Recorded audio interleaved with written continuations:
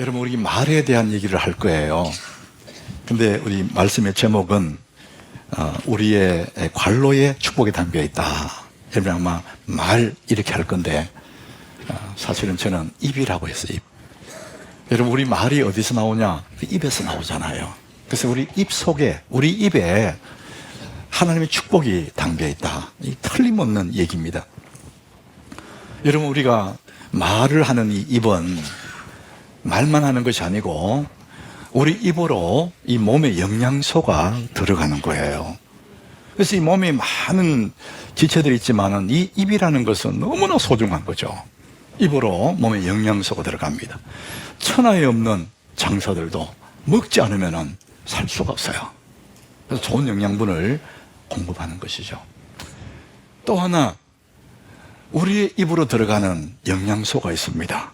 이 몸의 영양소가 아니라 우리 마음의 영양소, 우리 영혼의 영양소가 있습니다. 하나님 말씀을 우리가 먹는 거죠. 이 예레미야나 이 구약에 보면은 말씀을 받아 먹었다, 이런 단어가 많이 나와요.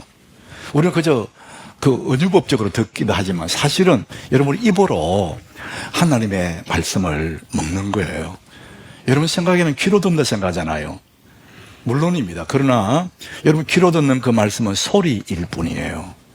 그런데 그 소리가, 하나님 그 말씀이 내 가슴에 박히려면은 입으로 먹어야 되는 겁니다. 그것을 고린도후서 1장 20절에 이렇게 말합니다. 우리 같이 읽어봅니다. 하나님의 약속은 얼마든지 그리스도 안에서 예가 되니 그런즉 그로 말미암아 우리가 아멘하여 하나님께 영광을 돌리게 되느니라. 따라합시다. 아멘. 여러분 입으로 아멘 했을 때에 하나님이 약속한 그 약속의 말씀, 그리스도 안에서 모든 것이 가능한데 이미 주어진 그 약속인데 내가 아멘 할 때 그것이 나에게 온다는 것이죠. 내 심령에 박힌다는 겁니다. 여러분 아멘이라는 뜻은 진실로, 그런 뜻이 있어요. 내가 하나님 말씀 앞에 아멘 할 때 주님, 내가 진심으로 받아들입니다. 그렇습니다 주님, 동의합니다. 이 뜻이 아멘이에요. 여러분 아무리 좋은 음식도 내가 먹어야 내게 영양소가 되잖아요. 하나님의 약속의 말씀이 이렇게 많이 있고 오늘 선포돼도 여러분 아멘하고 받아들이지 않으면 지나가는 소리에 불과한 것입니다. 우리의 입은 이 몸의 영양소 받아들이는 것이 아니라 영혼의 양식까지 아멘하소 받아들이는 것이죠. 여러분들이 마스크 쓰고 가만히 입 다물고 있으면 공상으로, 엉뚱한 생각으로 막 합니다. 근데 비록 내가 마스크 쓰고 있지만 하나님의 약속의 말씀이 선포될 때마다 아멘, 아멘 할 때 내 영혼에 하나님의 약속의 말씀이 살기 시작하는 거예요. 영적인 영양소가 여러분에게 임하는 것입니다. 여러분 아멘하여 여러분 복이 있기를 축복합니다. 그래서 우리 입은 영양소, 영혼의 영양소도 먹고 몸의 영양소도 먹는 것입니다. 그래서 우리의 입에, 우리 입이 그렇게 중요해요. 그래서 우리 입에 축복이 담겨 있는 것입니다. 뿐만 아니라 우리 입으로 들어가는 것만 있는 것이 오늘 본문을 보니까 나오는 것이 있대요. 오늘 20절 한번 같이 읽어봅니다. 사람은 입에서 나오는 열매로 말미암아 배부르게 되나니 곧 그의 입술에서 나는 것으로 말미암아 만족하게 되느니라. 사람이 입으로 들어가는 것만 생각했는데 우리는 나오는 게 있다. 그 나오는 것으로 말미암아서 배부르게 된다. 아니 먹어서 배부른데 왜 나오는 게 배가 부를까? 쉽게 생각하면, 쉽게 얘기하면은 우리가 입에서 나오는 이 말을 통해서 내 삶이 풍성해질 수가 있다는, 풍성. 그게 배가 부르는 거예요. 인생이 풍성해지는 것은 나오는 것으로, 그래서 곧 그 입술에서 나는 것으로 말미암아 만족하게 되는 거예요. 내 입의 말을 통해서 내 삶이 풍성해지기도 하고 내 마음의 만족을 누리고 행복해, 이렇게 된다는 것입니다. 그래서 우리의 입에 축복이 담겨 있는 것이죠. 할어반이라는 사람이 이렇게 말을 해요. 천사와 악마의 차이는 모습이 아니다. 말에서 차이가 난다. 이 악마도 천사의 탈을 쓰고 천사의 흉내를 냅니다. 겉으로 봐서는 저게 악마구나, 저게 천사구나 구분은 안 된다는 거예요. 그런데 말을 들어보면 저게 악마네, 천사네 알 수가 있다는 것이죠. 하나님 사람에게, 하나님이 우리 사람들에게 주신 이 복 중에 동물과 다르게 우리에게 주신 복이 있다면 말하는 겁니다. 말. 그래서 하나님은 우리의 입에 이 말을 통해서 일하십니다. 이 성경은 굉장히 우리 말을 중요해서 말하는데 가장 기본적으로 내 인생이 구원받을 때 말을 통해서 구원받는데요. 예수 그리스도께서 십자가에 죽으시고 부활하심으로 우리 구원을 다 이루었어요. 이루어놓은 그 구원을 내가 어떻게 받아들이느냐. 로마서 10장 10절에 이렇게 말합니다. 사람이 마음으로 믿어서 의에 이르고 입으로 시인하여 구원에 이르느니라. 우리 예수 믿으면 구원받는 들 생각하잖아요. 맞아요. 그런데 내 마음으로 믿음으로 의에 이르고 입으로 아멘, 주님 내가 그걸 믿습니다, 진실로 아멘, 입으로 시인하여서 구원에 이른다. 점점 받은 구원이 견고해지는 것은 주의 말씀 앞에 늘 아멘할 때, 예수의 죽으심과 부활에 대해서 늘 아멘할 때 내 믿음이 점점 견고해진다. 그런 의미가 있습니다. 그래서 우리가 입으로 주의 이루어놓으신 구원을 내가 받아들일 수도 있고, 그걸 내가 입으로 시인하면서 좀 더 견고해지기도 하고, 또 남에게 입으로 복음을 말할 때 그 사람이 구원을 받게 되고, 그래서 하나님은 우리의 말을 통해서 일을 하신다는 것이죠. 자, 이 말을 우리 수많은 언어학자들이 이 말에 대한, 언어에 대한 책들도 많이 있어요. 근데 오늘 성경에 보면 말은 크게 둘로 나누어집니다. 시편 19장 14절 우리 같이 읽어봅니다. 나의 반석이여시오 나의 구속자이신 여호와여, 내 입의 말과 마음의 묵상이 주님 앞에 연락되기를 원하나이다. 제가 여러분들에게 자주 이렇게 성경을 읽게 하고 따라하게 하는 이유가 있습니다. 입을 여셔야 돼요. 그래야 하나님의 약속이 내게 들어오는 겁니다. 나의 반석이시오 구속자이신 여호와여, 내 입의 말, 그래서 입의 말, 소리, 내 입에서 나오는 소리 있잖아요. 내 입의 말과, 이 첫 번째예요. 근데 내 마음의 묵상, 이것도 말이에요. 소리로만 존재하는 것이 아니라 내 마음의 생각, 묵상, 이것도 소리입니다. 이거 말입니다. 하나님, 내 입의 말과 내 마음의 묵상이 주님 앞에 연락되기를 원합니다. 이 말만 연락되는 것이 아니라 내 마음의 묵상, 생각도 연락된다는 것이죠. 우리는 이 말이 중요하다고 생각하지만 이보다 더 내 삶에 영향을 미치는 것이 뭐냐면 내 속의 마음의 묵상이에요. 내 속의 생각이에요. 이 심리학자들은 셀프 토크라 그래요. 스스로 자기에게 말하는 거예요.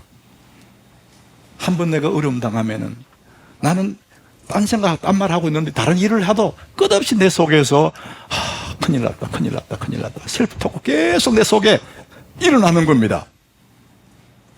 이러다 망하지. 내 속에. 그러니까 걱정, 근심이 확 잡는 거예요. 내 마음의 깊음까지 전체가 다 염려로 꽉 차버리는 거예요. 내가 말은 안 했는데 내 속에서. 이것이 너무나 중요하다는 것이죠.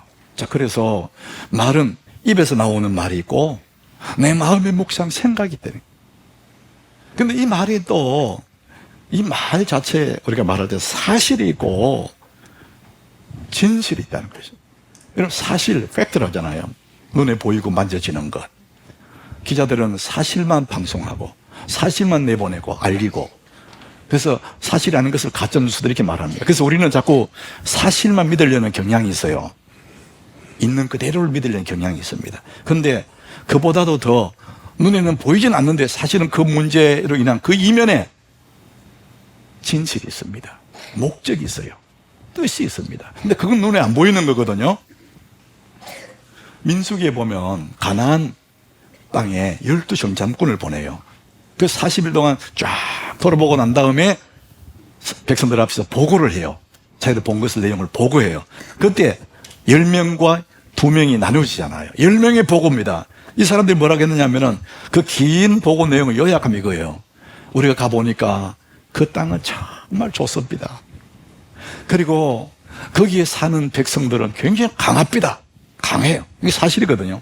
그래도 그 가나안 땅에 있는 성들이 굉장히 견고해.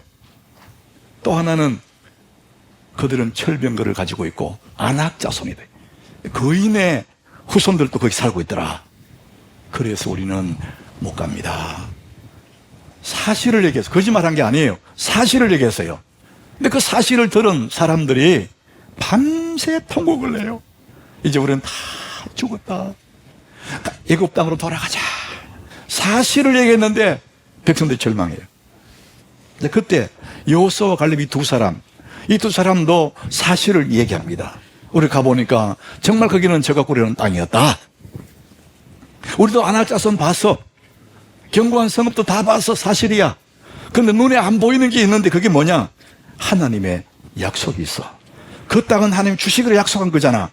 민수기 14장 8절에 그렇게 말합니다. 여호와께서 우리를 기뻐하시면 우리를 그 땅으로 인도하여 들이시고 그 땅을 우리에게 주시리라.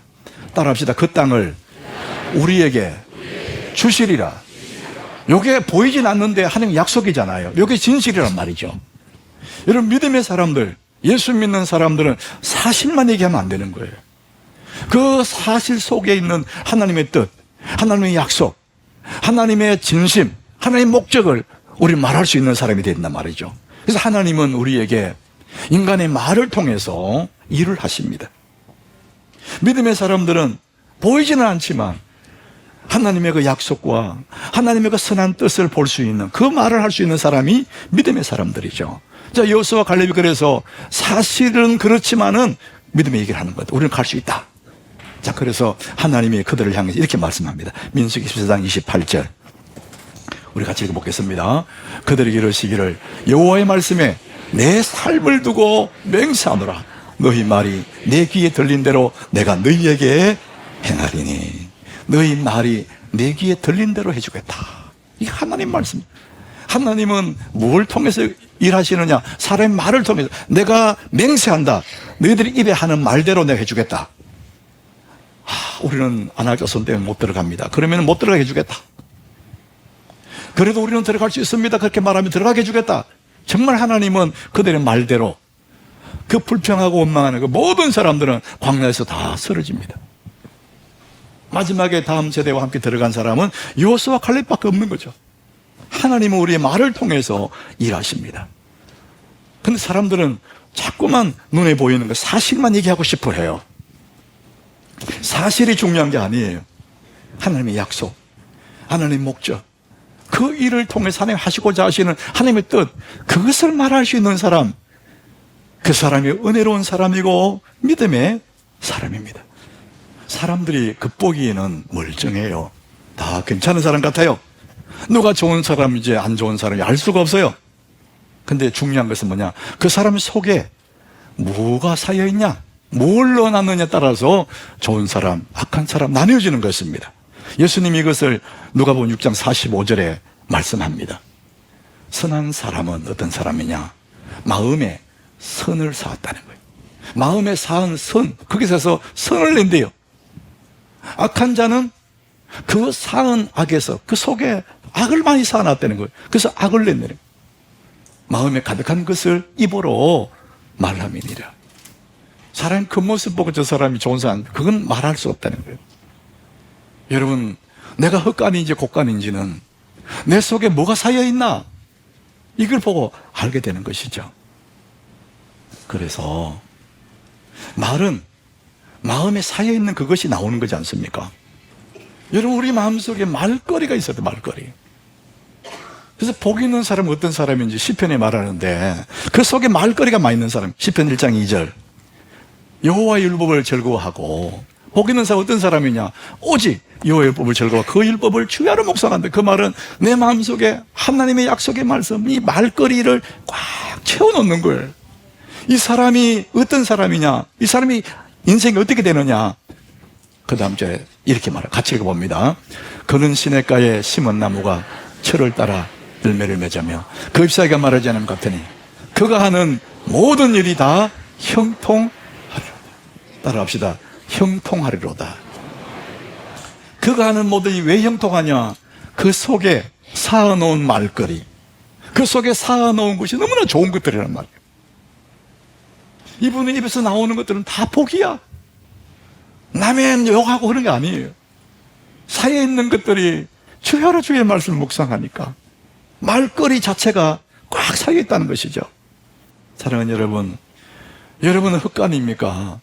곱간입니까? 여러분들의 입에 나오는 말들이 곱고 아름답고 복된 그 말들이어야 내 입이 이쁘고 복된 입이 되는 거죠. 우리는 평생에 이것들을 쌓아가는 겁니다. 그래서 흙간 같은 자기 자신을 곡간으로 바꿀 수 있는 길이 있습니다. 여러분들이 언제까지 흙간 같은 인생을 살겠습니까? 곡간으로 바꾸는 길이 있습니다. 우울증을 치료할 때 두 가지 치료법이 있습니다. 이게 이제 정신과 의사들이 하는 거겠죠. 약을 주거나 그 사람들이 상담을 통해 하는 두 가지 치료법. 첫 번째가 인지치료법입니다. 이 상담사들이 하는 거죠. 인지치료법. 이게 우리의 마음을 리프레이밍 하는 거예요. 그러니까 프레임을 바꾼다는 거예요. 리프레이밍 한다는 거죠. 이게 쉽게 얘기하면은 내 관점을 바꾸는 거예요. 한결같이 우울한 사람들은요, 우울한데 늘 피해의식을 가지고 있어요. 세상에 내 편 아무도 없어. 피해의식을 갖고 있어요. 자, 이럴 때 그 리프레이밍 한다는 건 어떤 거냐 하면은, 내가 지금 이런 고통, 이런 아픔을 통해서 하나님 나를 더 강하게 하실 거야. 그 생각을 바꾸는 거예요. 피해의식 아니라 이걸 통해서 하나님 나를 강하게 하실 거야. 욥이라는 사람이 바로 리프레이밍 한 사람이거든요. 가진 재산 다 잃었어요. 자식 10명 잃었어요. 몸에 병 들었어요. 그 자체만 봐서는 살아날 수가 없어요. 처절한 깊은 계곡에 빠진 거 아니에요. 그런데 욥은 그 있는 사실대로 받아들인 게 아니에요. 그 사실 속에 하나님의 목적, 하나님의 뜻을 머릿속에 리프레이밍 받아들인 거예요. 욥기 23장 10절에 욥은 자기 자신을 믿음으로 리프레이밍해요. 우리 같이 읽어봅니다. 그러나 내가 가는 길을 그가 아시나니 그가 나를 단련하신 후에는 내가 순금같이 되어 나오리라. 내가 이렇게 다 잃었고 소망이 없지만은 그러나 내가 가는 길을 주님이 아시지 않나? 하나님 살아계시고 이걸 통해서 나를 망하게 하는 것이 아니라 내가 순금처럼 내가 나온다. 이런 생각을 딱 바꾼 거예요. 이게 리프레이밍 하는 겁니다. 관점을 바꾸는 거예요. 다윗이라는 사람도 시편 119장 71절에 보니까 욥 못지않게 큰 시련을 당했어요. 어릴 적부터 죽을 고비 몇 번 넘기고 그런 가운데 그 사실만 보면은 자기 너무나 서러워요. 그런데 고백합니다. 고난당한 것이 내게 유익이라. 이 모든 고난들 내게 유익이다. 왜? 이걸 통해서 하나님을 더 사랑하게 되고 하나님 더 가까이 가게 되는 거니까 이 고난 속에 유익이 있는 거다. 이렇게 마음을 관점을 바꾸는 거예요. 그러니까 굉장히 마음이 평안해지는 거죠. 어려움 당할 때마다 스스로 자기에게 그렇게 말해요. 괜찮아. 이걸로 끝나는 거 아니야. 하나님 계시잖아. 여러분 그런 믿음을 가지셔야 돼요. 이 관점을 바꾸는. 그러면은 여유가 생깁니다. 또 하나 치료법이 행동치료법인데 이 우울한 사람은 늘 이렇게 고개를 떨구고 사람을 똑바로 쳐다보지 못해요. 눈동자가 자꾸 왔다 갔다. 그러니까 일부러 행동치료법이 뭐냐, 머리를 들고 똑바로 쳐다보라는 거예요. 그리고 어두운 표정, 일부러 밝은 표정을 지어라는 거예요. 따뜻한 미소 짓는 습관을 들이는 거예요. 얼굴을 확 펴라는 거예요. 그리고 말할 때도 조근조근 힘없이 기어들어가는 목소리를 하지 말고 크게 말해. 크게 말하고 찬송 부를 때 크게 부르라는 거예요. 어두운 노래, 슬픈 노래 부르지 말고. 슬픈 사람 슬픈 노래 불러요. 근데 밝고 소망적인 노래를 불러라는 거예요. 이게 행동치료법입니다. 인지치료법, 행동치료법. 이건 전문가들이 쓰는 용어지만 사랑하는 여러분, 하나님은 우리 아버지입니다. 전능하신 하나님이 여러분의 아버지인 줄 믿으시길 바랍니다. 우리 하나님이 계시기 때문에 얼마든지 내 흙간 같은 인생을 곡간으로 만들어줄 수 있는 그분이 계십니다. 아무리 고달프고 어려워도 하나님이 계심을 믿으시길 바랍니다. 괜찮아, 하나님 계시잖아, 이렇게 믿으시는 거예요. 이 일로 하나님이 내게 은혜를 베푸실 거야. 이사야 41장 10절, 우리가 너무나 사랑하는 구절이지 않습니까? 하나님 우리에게 말씀하시는 겁니다. 같이 읽어봅시다. 두려워하지 말라. 내가 너와 함께함이라. 놀라지 말라. 나는 내 하나님이 됨이니라. 내가 너를 굳세게 하리라. 참으로 너를 도와주리라. 참으로 나의 의로운 오른손으로 너를 붙들리라. 하나님 우리에게 용기를 주시는 거예요. 두려워하지 마라. 내 속에 이게 내가 이러다가 망하지, 큰일 났네, 이런 있다 할지라도 주님 말씀은 두려워하지 마라. 내가 너와 함께한다. 내가 누구냐? 전능자 아니냐? 내가 너를 도와주리라. 의로운 오른손 너를 붙들리라. 그렇게 말합니다. 여러분, 어떤 상황 속에서도 있는 상황을 가지고 괴로워하지 마십시오. 하나님을 바라보시길 바랍니다. 하나님 내 속에 들어오면 나는 모든 것이 가능합니다. 그래서 이제부터 여러분 새롭게 출발하셔야 됩니다. 근데 사람들은 너무 힘들어서 아무것도 할 수가 없어, 이런 사람이 있어요. 의욕이 안 생겨요. 여러분, 아무 의욕이 안 생기고 아무것도 할 수 없다고 할지라도 여러분 할 수 있는 일을 하세요. 작은 일부터 하세요. 작은 일부터 시작하면 우리 큰 일을 감당할 수 있거든요. 여러분, 오늘 하루는 하나님의 선물인데 아침에 눈을 뜨면 그 하루가 주어지잖아요. 선물로. 다시 오늘 하루 동안 내가 할 수 있는 일을 하면 됩니다. 밝고 빛나는 얼굴로.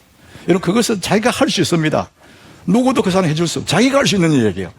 얼굴을 펴고 미소 짓는 그 누가 못해. 할 수 있는 일을 하라는 거예요. 그런데 그것이 굉장히 힘이 있다는 거예요. 마태복음 17장 2절, 우리 지난주에 읽었는데 우리 같이 읽어보겠습니다.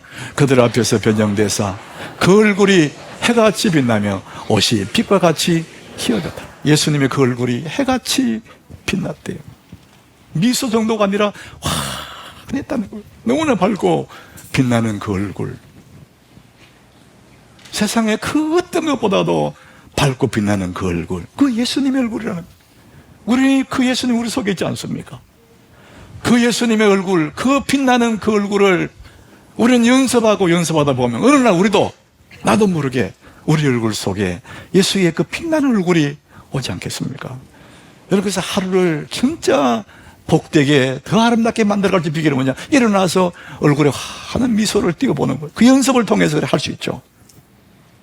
그리고는 주변 사람들에게 고마운 마음을 이야기하는 거죠. 감사하고 고마워하는 거예요.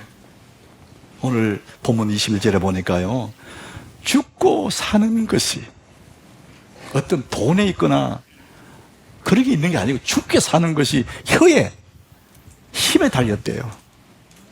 우리가 이 하루를 엉망으로 바꿀 수도 있고, 이 말 한마디 때문에 이 하루를 너무나 아름답게 만들 수 있는 것이 뭐냐? 혀의 말이라는 거죠. 여러분, 사소한 말 한마디 때문에 하루를 지옥으로 만들 수도 있어요. 그러나 따뜻한 고마워하는, 감사하는 큰 말 한마디로 천국으로 만들 수도 있죠. 사랑하는 여러분, 그래서 우리 입에는 축복이 담겨 있어요. 그것을 여러분이 만들어 쓸 수가 있는 거죠. 우리가 말로 축복을 만들 수도 있고, 우리가 고난을, 불행을 만들 수도 있고, 죽고 사는 것이 혀에 달렸다잖아요. 사랑하는 여러분, 매일처럼 눈을 뜨고 미소를 짓고 여러분 입술로 세상을 축복하시기 바랍니다. 자기 자신도 축복하고 주변에 있는 사람들을 고마워하는 거죠. 여러분, 최고의 말, 우리의 입에 최고의 말이 있다면 전능하신 하나님을 찬송하는 거예요. 나를 구속하신 그분을 찬양하는 것이 최고의 은혜입니다. 시편 146장 2절 우리 같이 읽습니다. 나의 생전에 여호와를 찬양하며 나의 평생에 내 하나님을 찬송하리로다. 우리 입에 나오는 것이 살기도 하고 죽기도 하는데 구속하신 그분을 내 평생에 찬양할 때 여러분 앞에 있는 모든 어려움들이 물러가고 어둠의 그림자들 다 사라지고 하나님의 빛나는 그 얼굴이 비춰지기를 주의 이름으로 축복합니다.